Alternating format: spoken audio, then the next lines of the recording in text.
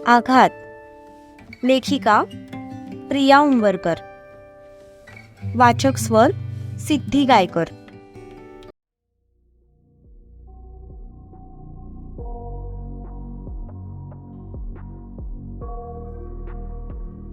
भाई, मैं क्या बोलता हूँ, इसकी ना एक एमएमएस बना के इसके भाई को भेज देते हैं। साला कुछ नहीं कर पाएगा, एक माणूस म्हणाला।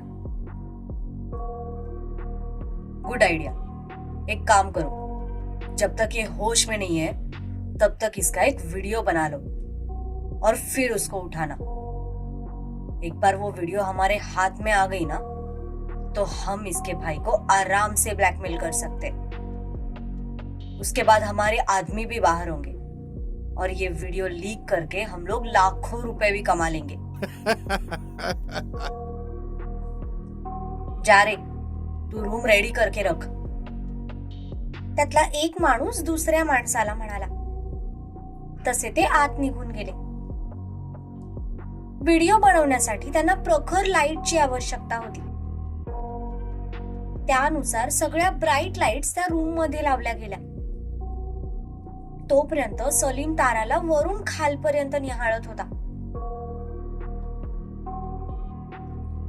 बवाल है, बेमिसाल है ये लड़की, इसे चकने में तो बहुत मजा आएगा, तो तिच्याकडे बघून म्हणाला। हाँ भाई, बट मेरे को क्या लगता मालूम, जल्दी से यहाँ से काम निपटा के हम लोग इधर से रफा दफा हो जाते।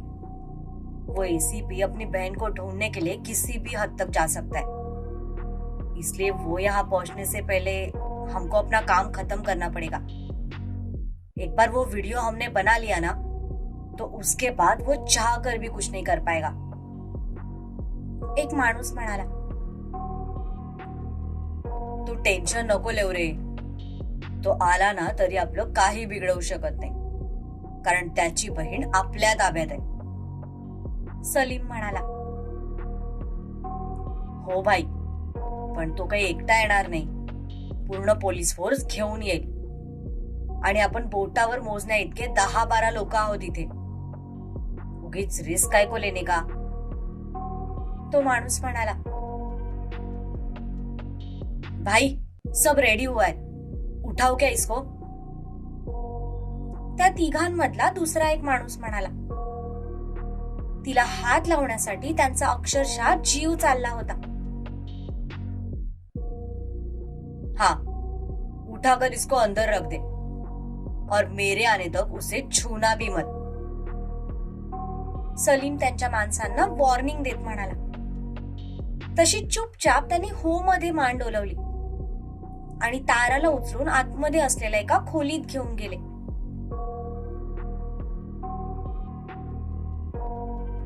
तिला बेडवर झोपवण्यात आलं। सगळीकडून ब्राईट लाईट सुरू होते, शिवाय सगळीकडून परफेक्ट अँगल मिळेल असे कॅमेरा सुद्धा सेट केले गेले होते। यार आतिफ, हमारा नंबर कब आएगा, अब मेरे से सबर नहीं होता, त्या दोघांमधला एक जण तिच्या गालावरून अगदी विचित्रपणे हात फिरवत म्हणाला।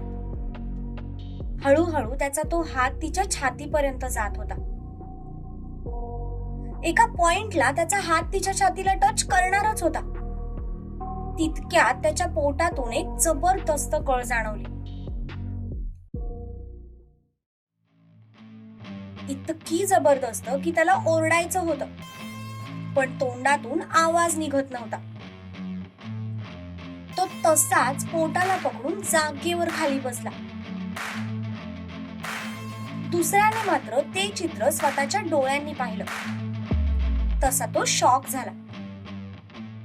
तो तिला स्पर्श करणारच होता, तितक्यात तिने डोळे उघडले आणि सगळी शक्ती एकवटून एक जोरदार मुक्का त्याच्या पोटात घातला। तो मुक्का नेमका त्याच्या बरगड्यांवर बसला, त्यामुळे तो सुद्धा तसाच जागेवर खाली बसला। पण तिला उठलेलं बघून त्याचे डोळे मात्र आश्चर्याने मोठे झाले। तिला पकडण्यासाठी आतिफ पुढे सरसावला, पण तितक्यात तिने पाठीमागे हात टेकून एक स्टायलिश उडी मारली आणि बेडवर उभी राहिली. तसा तो वाचून तिच्या तोंडाकडे बघू लागला. तू होश में है? हाँ बच्चू, मैं तो पूरे होश में हूं. पर अब तू देख, मैं तुम दोनों के कैसे होश उडाती हूं. असं म्हणत तिने त्याच्या अंगावर एक झेप घेतली आणि पडता पडता पुन्हा एक जबरदस्त पंच त्याच्या तोंडावर मारला. बेसावध असल्यामुळे त्याला तो हल्ला सहन झाला नाही आणि तो पण तोल जाऊन खाली पडला. ते दोघे स्वतःला सावरेपर्यंत तिने जाऊन दरवाजा बंद केला होता. तुम्हाला काय वाटलं? तुम्ही मला बेशुद्ध केलं? जेव्हा माझी शक्ती कमी पडते असं मला वाटलं ना, तेव्हा मीच बेशुद्ध व्हायचं नाटक केलं आणि मी बेशुद्ध झाल्याचं बघून तुम्ही अर्ध्यातूनच तो रुमाल काढून घेतलात. 10-15 मिनिटांनंतरच मला शुद्ध आली होती, पण तरीही मी बेशुद्ध होण्याचं नाटक केलं. इथे आल्यावर मला समजलंय की हे सगळं तुम्ही माझ्या भावाचा बदला घेण्यासाठी करताय, राईट? काय प्लॅन होता तुमचा? माझ्यावर रेप करायचा, माझा MMS बनवायचा? अरे गाढवांनो, आधी 2 पायावर नीट उभं राहायला शिका आणि मग रेपच्या गोष्टी करा, ओके? ती तिचे हात झटकत म्हणाली.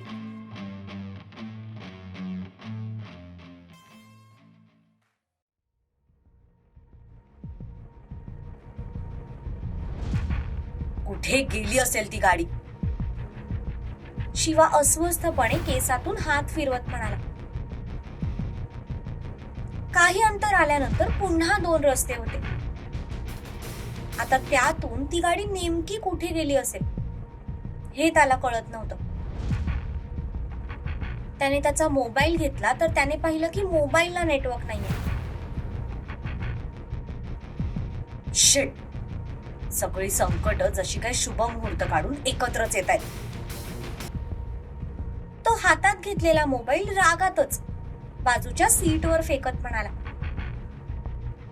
त्याची भयंकर चिडचिड होत होती, पण ती चिडचिड तिच्यासाठी होती. आपण तिथे पोहोचेपर्यंत त्या लोकांनी तिला काही करू नये यासाठी तो मनोमन देवाकडे प्रार्थना करत होता. पुन्हा पुन्हा दुर्वासोबत झालेला प्रसंग त्याच्या डोळ्यासमोर येत होता. आज त्याला तोच इतिहास पुन्हा रिपीट होऊ द्यायचा नव्हता. पण नेमकं कुठे जावं ते पण त्याला कळत नव्हतं. शेवटी मनाचं कौल घेत त्याने एक रस्ता चूज केला आणि गाडी त्या दिशेला फिरवली. आई अंबे, तुला खूप मानतो मी, पण आज पहिल्यांदा स्वतःसाठी नाही तर तिच्यासाठी काहीतरी मागतोय. फक्त मी जाऊपर्यंत तिचं रक्षण कर. तुझ्यातली थोडीशी शक्ती आज तिला दे, मग बघ ती एकटीच 10 जणांवर भारी पडेल. तो कार चालवत मनातच बोलत होता.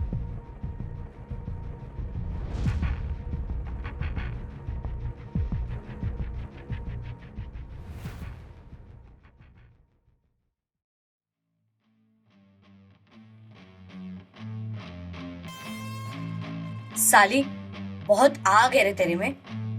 सोचा था कि भाई से पहले तेरे को हाथ भी नहीं लगाएंगे, पर अब तू देख हम दोनों तेरे साथ क्या करते हैं. ते दोघेही उठून उभे राहत म्हणाले.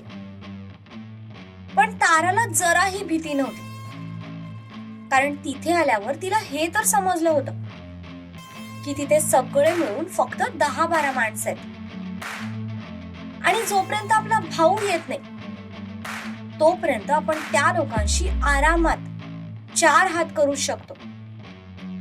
यावर तिचा विश्वास होता.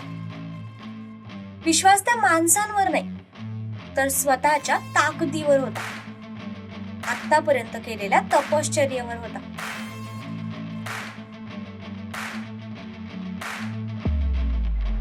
अबे चल, फक्त तोंडानेच बडबड करणार आहेस का? हातपाय पण चालव जरा. मला त्यात जास्त इंटरेस्ट आहे. ती त्याच्याकडे तुच्छ नजरेने बघत म्हणाली. तसा त्याच्यातला एक जण तिच्या अंगावर धावून गेला, पण त्याचा स्पीड बघून ती मात्र एक पाऊल मागे सरकली. तो तिच्या कानाखाली मारणारच होता. तितक्यात ती खाली झुकली आणि त्याचा हात हवेतच उगारला गेला. तोपर्यंत तिने खाली गुडघ्यावर बसून पुन्हा एक जोरदार पंच त्याच्या पोटात मारला आणि तो तसाच लडखडत बेडवर पडला. सालीस का हात है या हतोडा, तो पोटाला पकडून कळवळत म्हणाला. तो खाली पडल्याचं बघून त्याचा साथीदार मात्र चवताळला आणि आता तो तिच्या अंगावर धावून गेला. त्याने तिला पकडलं सुद्धा, पण त्याचा विळखा पूर्ण व्हायच्या आधीच तिने हाताचं कोपर त्याच्या तोंडावर हाणलं, जो एक्झॅक्ट त्याच्या डोळ्यावर बसला. तसा तो ओरडतच पाठीमागे सरकला. स्त्री शांत असते, प्रेमळ असते, सालस असते, संस्कारी असते, तशीच ती एक रणरागिणी पण असते, हे विसरू नका. स्त्रीची जशी सोज्वळ रूप आहेत ना, तशीच काही भयानक रूप सुद्धा आहेत. आज तुम्ही गरीब गाय नाही तर विषारी नागिण इथे आणलीये आणि आता ही नागिण तुम्हाला डसल्याशिवाय सोडणार नाहीये. असं म्हणत तिने त्या दोघांनाही लाथा बुक्क्यांनी तुडवायला सुरुवात केली. ती फक्त बॉक्सिंग शिकली नव्हती, तर त्यासोबतच तिला मार्शल आर्ट्स पण येत होतं. याची ट्रेनिंग स्वतः अजयने तिला दिली होती आणि त्याच सगळ्याचा फायदा आज तिला होत होता. जेव्हा तिच्या मैत्रिणी डान्स क्लास, सिंगिंग क्लास, शिवण क्लास करायला जायच्या, तेव्हा ती स्वरक्षणाचे धडे गिरवत होती आणि आज तिची तीच आवड तिची ताकद बनली होती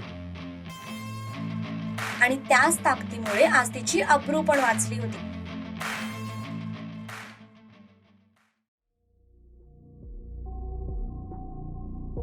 भाई, ये दोनों अभी तक आए क्यों नहीं?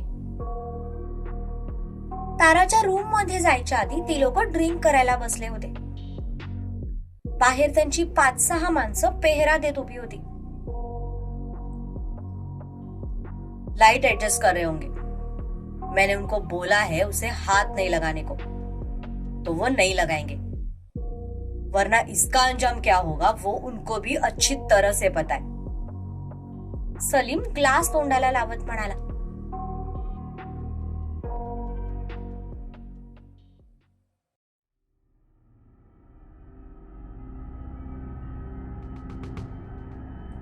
यावेळी शिवाचा गेस अगदी परफेक्ट बसला होता, कारण समोरच त्याला एक जुनाट कारखाना दिसला,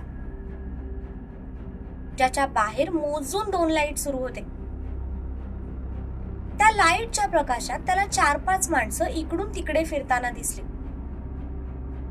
तो या क्षेत्रातला अनुभवी माणूस होता. ती लोक ताराला पकडून अशाच ठिकाणी ठेवतील याचा त्याला बरोबर अंदाज लागला.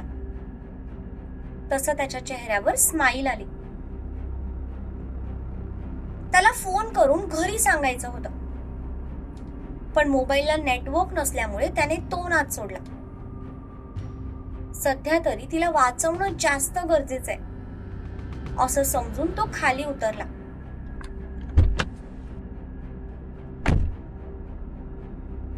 त्याने दोन्ही हातांची बोटं एकमेकात गुंफली आणि लेफ्ट टू राईट मान फिरवत कडाकडा हातांची बोटं मोडली.